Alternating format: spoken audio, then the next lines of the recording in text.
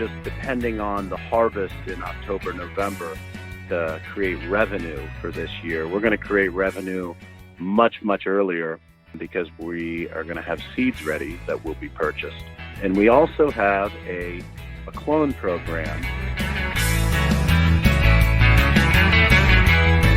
From MJBulls Media, it's the Raising Cannabis Capital Show.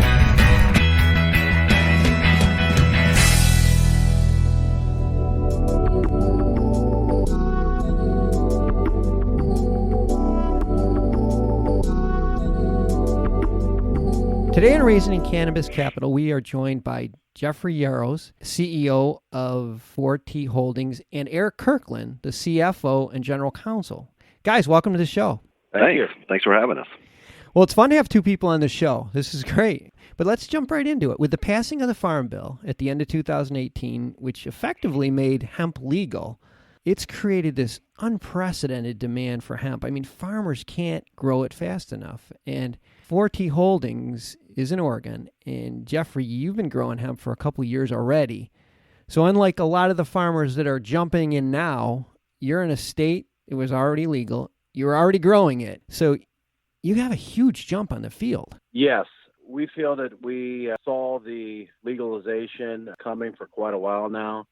And with that, we were able to put together an excellent team on the business side and an excellent team on the cannabis side to really prepare for this year and next year, which we feel are going to be really great years for our company. Can you talk a little bit about your team?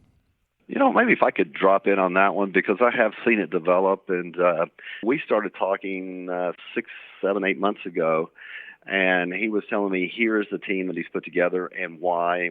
And when I saw and he described the team, I was pretty blown away. And I think that is the real big distinguishing point. I mean, it's more than just the equipment. It's more than just the genetics. It's just more than just finding the best farmland and all the other things that you have to do well. It's really having a team that can execute at scale. It takes a village, and he's put together a really great team. The one ingredient that sometimes is lacking is the talent that's running. Well, and you've done it with 40 acres for a few years now, and now it's not just planting it, which is super difficult. It's harvesting it. This is a different crop than really people that have experience doing it. They're not alive any longer, because this hasn't been harvested for a long time. That's true. We've really put a lot of R&D into mechanizing the planting process. We have custom seeding that was university tested. Our genetics are really tailored to the area we're growing in. There's going to be a lot of people trying to grow this when they hear how much it's worth an acre. A lot of them don't know that it costs about $20,000 an acre to do it, but they're going to hear the margin on that, which is unbelievable. And the thing is our genetics are climatized for the area we're growing. If you took our seeds and tried to grow them in Virginia or Florida or Texas or North Dakota, you wouldn't get the same yield. You wouldn't get the same results. We have custom transplanting from a company out of Italy, and we're actually have a custom harvesting company who's going to be running about 3 different prototypes on our early crop to get it right for the big harvest, to really be able to grab the buds and preserve them. And up until this point, there has not been anything on the market that can really do that.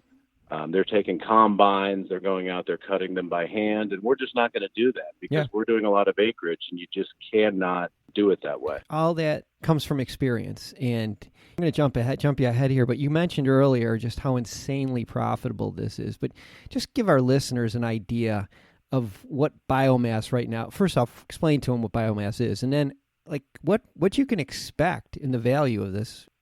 So biomass for most of the industry is going to be the whole plant. The whole plant, though, does not contain cannabinoids, in the most popular one being CBD.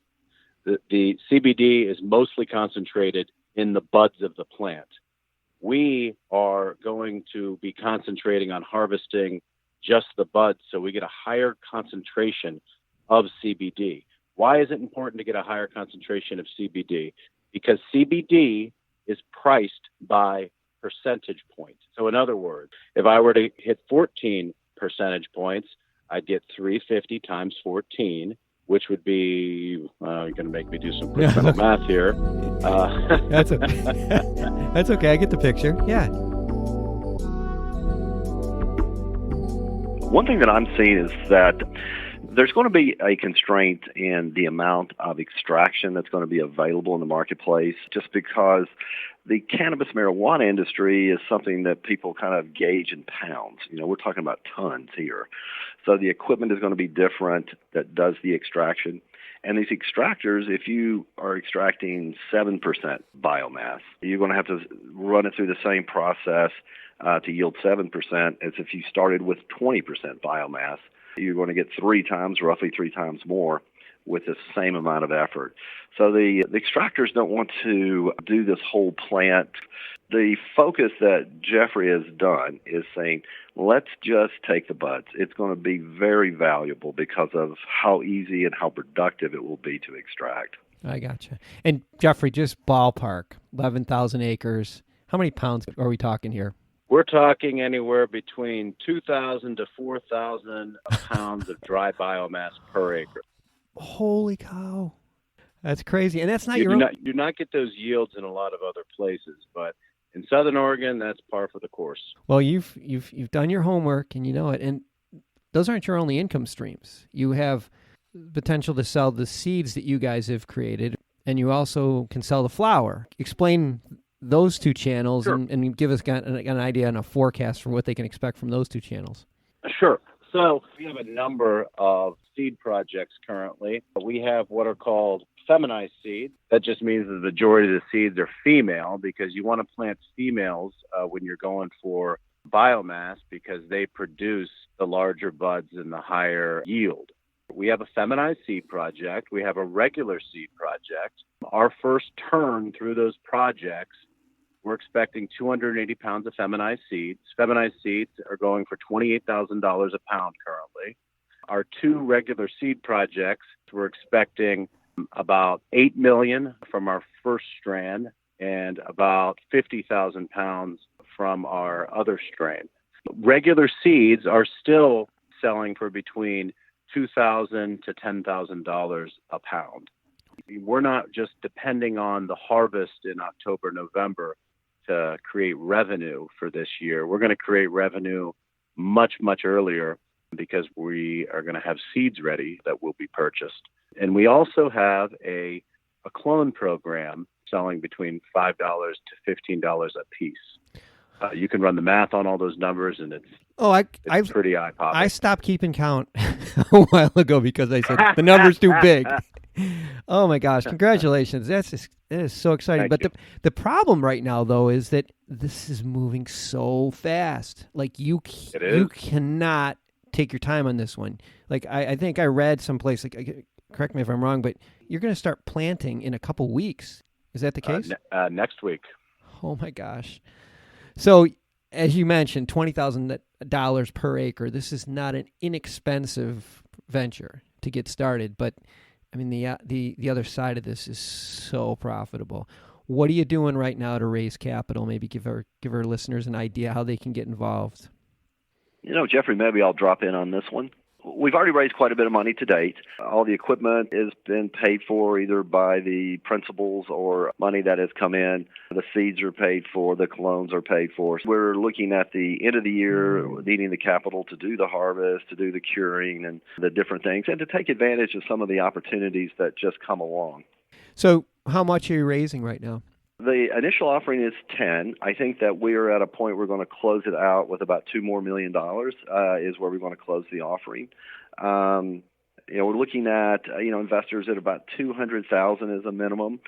We've made a few exceptions if the people have some strategic value beyond the capital. Mm-hmm. But we're looking about for 5 to 10 good investors in the $200,000 to $400,000 range.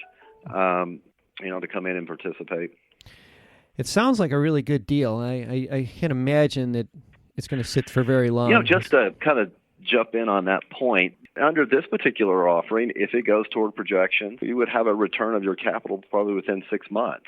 Well, that's unheard of. That's what I'm saying. That's why I think it's such a unique deal. You have two things going. One is, and this is the big one, is that you have a small window because in 5 years from now, probably the opportunity won't be there.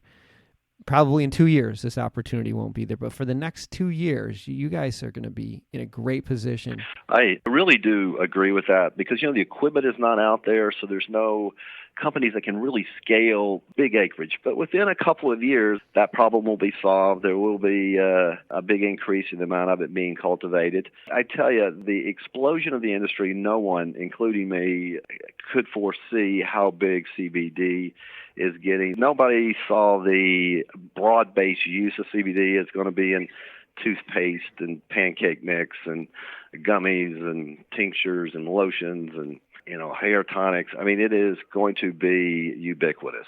You're not the first person that said it, and I've just seen it explode over the last 6 or 7 years. So, well, we've been speaking with Jeffrey Yarosz and Eric Kirkland from 4T Holdings, and we have all of their contact information and investor information on the MJBulls website. Jeff and Eric, thanks for being on the show today. Thank you very much.